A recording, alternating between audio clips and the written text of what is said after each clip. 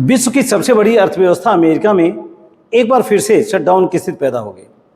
6 वर्ष बाद ये स्थिति पैदा हुई है।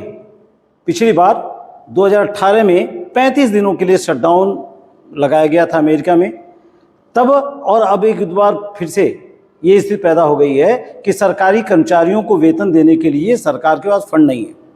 बहुत सारे सरकारी ऑफिस बंद कर दिए गए, तमाम लोगों को छुट्टियों पर भेज दिया गया, म्यूजियम बंद कर दिए गए, पार्क बंद कर दिए गए, बहुत सारे वेलफेयर प्रोग्राम बंद कर दिए गए, यह कहकर कि सरकार के पास फंड नहीं है। यानी सरकार ने कह दिया कि अब हमारी शटडाउन की स्थिति है, अब हम ताला बंद करते हैं अपने कार्यालयों में और अगली घोषणा तक अब काम रुका रहेगा।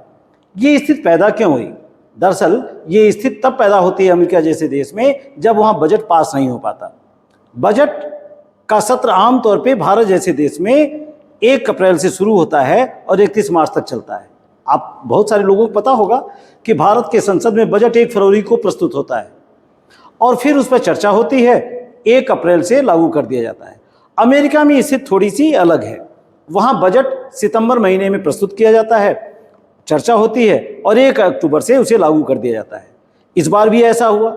सितंबर महीने में अमेरिका के संसद में बजट पेश किया गया, लेकिन वो पास नहीं हो पाया। क्यों पास नहीं हो पाया? दरअसल यहाँ एक टेक्निकल बात मैं बताऊं कि जैसे भारत के संसद में 2 हाउस हैं, एक अपर हाउस जिसे राज्यसभा कहते हैं और एक लोअर हाउस जिसे लोकसभा कहते हैं, उसी तरह से अमेरिका में भी संसद के 2 हाउस हैं। अपर हाउस को सीनेट कहते हैं जिसमें 100 मेंबर्स होते हैं, और लोअर हाउस जिसको आमतौर पर हाउस कहते हैं उसमें 435 मेंबर्स हैं। अब वहाँ भी जो मिस्टर डोनाल्ड ट्रंप की पार्टी है, रिपब्लिकन पार्टी, उसे भी बहुमत हासिल है। 220 सीटें रिपब्लिकन पार्टी के पास है लोअर हाउस में और 215 सीटें डेमोक्रेट्स के पास हैं। अपर हाउस की बात अगर करें जिसको सीनेट कहा जाता है, उसमें कुल 100 सीटें हैं। यहाँ एक बात मैं बता दूं कि अमेरिका में 50 राज्य हैं और हर राज्य से 2-2 मेंबर चुने जाते हैं सीनेट में। भारत के राज्यसभा की तरह नहीं। भारत के राज्यसभा में तो तमाम राज्यों से अलग अलग संख्या में मेंबर्स चुन के आते हैं। जैसे हो सकता है कि बिहार से कुछ ज़्यादा हों, आंध्र प्रदेश से कुछ और हों, उत्तर प्रदेश से कुछ और हों, लेकिन अमेरिका में ऐसा नहीं होता। अमेरिका में 50 राज्य हैं और प्रत्येक राज्य से 2-2 मेंबर्स चुने जाते हैं। और यहाँ एक बात और मैं बता दूं कि भारत में होता ये है कि लोकसभा का इलेक्शन होता है, मेंबर ऑफ पार्लियामेंट चुने जाते हैं और वो जो मेंबर चुन के आते हैं वो अपना एक लीडर चुनते हैं जो आगे चल के प्रधानमंत्री का कार्यभार संभालते हैं। अमेरिका में ऐसा नहीं होता। अमेरिका में राष्ट्रपति का चुनाव अलग होता है और मेंबर ऑफ पार्लियामेंट का चुनाव अलग होता है। और यही कारण है कि जरूरी नहीं है कि मेंबर ऑफ पार्लियामेंट जो कहें वो राष्ट्रपति के फेवर में हो या राष्ट्रपति जो निर्णय ले वो मेंबर ऑफ पार्लियामेंट के फेवर में हो। दोनों अलग अलग विचारधारा भी व्यक्त कर सकते हैं। बहरहाल मैं ये बताना चाह रहा था कि अमेरिका के लोअर हाउस, जिसको किल हाउस भी कहते हैं, उसमें बजट पास हो गया, लेकिन अपर हाउस जिसको सीनेट कहते हैं वहाँ बजट पास नहीं हो पाया। कारण ये है कि रिपब्लिकन पार्टी जिसके नेता डोनाल्ड ट्रंप हैं, उनके सदस्यों की कुल संख्या 53 है और जो विपक्ष में पार्टी है डेमोक्रेट्स, उनकी संख्या 45 है और 2 सदस्य ऐसे हैं जो दोनों पार्टियों से अलग हैं, जिसको निर्दल आप कह सकते हो। इन लोगों ने भी बजट के पक्ष में मतदान किया। यानी सितंबर महीने में बजट पास कराने के लिए जो बिल पेश किया गया उसके पक्ष में मतदान पड़े 55 और विपक्ष में 45।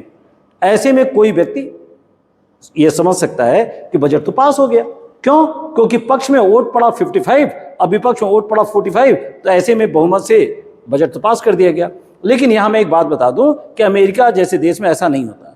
अमेरिका के सीनेट में बजट को पास कराने के लिए न्यूनतम 60 सदस्यों का पक्ष मिलना चाहिए, 60 सदस्यों की सहमति होनी चाहिए, तब जाके बजट पास होता है। यहाँ पर 60 मेंबर्स का पक्ष नहीं मिल पाया, केवल 55 मेंबर्स ने बजट के पक्ष में वोट डाला। ऐसे में एक स्थिति ऐसी पैदा हो गई कि अमेरिका में शटडाउन की घोषणा करनी पड़ी। यह शटडाउन कितना दिन तक चलेगा और इससे क्या नुकसान होंगे, कितना नुकसान होगा, इसका आकलन अभी फिलहाल किया जा रहा है। लेकिन एक बात तो साफ है कि शटडाउन से अमेरिकी अर्थव्यवस्था को काफ़ी नुकसान पहुंचेगा। बहुत सारे लोग बेरोजगार होंगे। अभी से बहुत सारे लोगों को घर भेज दिया गया कि जाइए आप जॉब छोड़ के, और जब अगली सूचना दी जाएगी या बुलाया जाएगा तब आइएगा।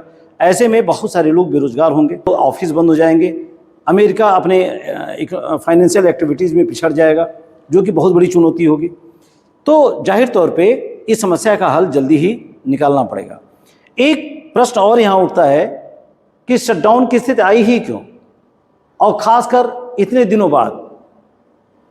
1980 से अब तक 14 बार अमेरिका में शटडाउन की स्थिति आ चुकी है।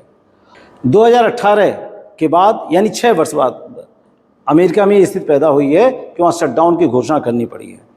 अब इससे जाहिर तौर पे कारण बहुत कई हैं, लेकिन जो मुख्य कारण है वो ये है कि विपक्षी पार्टी यानी डेमोक्रेट्स इस बात की शिकायत कर रहे हैं कि जब डेमोक्रेट्स की सरकार थी, बराक ओबामा की, तो उस समय स्वास्थ्य संबंधी कुछ कार्यक्रम शुरू किए गए थे, जैसे हेल्थ केयर के प्रोग्राम, जिसमें सरकार मिडिल क्लास के लोगों के लिए बहुत सारी स्वास्थ्य योजनाएं चला रही थी। डोनाल्ड ट्रंप ने अपने हाल के कुछ निर्णयों में इन प्रोग्रामों को या तो बंद कर दिया या तो इनको दिए जाने वाले धन में कटौती कर दी। जो बजट पेश किया गया उसमें हेल्थ केयर से रिलेटेड बहुत सारी सब्सिडीज को खत्म कर दिया गया।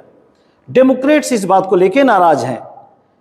अगर हेल्थ केयर के सब्सिडीज को कम किया गया या उसमें कटौती की गई तो अमेरिका की बहुत बड़ी जनसंख्या, खासकर गरीब जनसंख्या, जो मिडिल क्लास की जनसंख्या है, उस पर असर इसका बहुत बुरा पड़ेगा। इसलिए डेमोक्रेट्स मांग कर रहे हैं कि बजट में हेल्थ केयर के लिए जो सुविधाएं पहले दी जा रही थी वो लागू की जाए फिर से, और तब जाके बजट पास होगा। अब देखना ये होगा कि पक्ष और विपक्ष यानी रिपब्लिकन पार्टी और डेमोक्रेट्स अपने इस जिद में कहाँ तक आगे बढ़ते हैं। उम्मीद की जा रही है कि डेमोक्रेटिक पार्टी और रिपब्लिकन पार्टी के सांसद आपस में मिलकर कोई रास्ता निकालेंगे और शीघ्र ही इस बजट को पास किया जाएगा और शटडाउन खत्म होगा।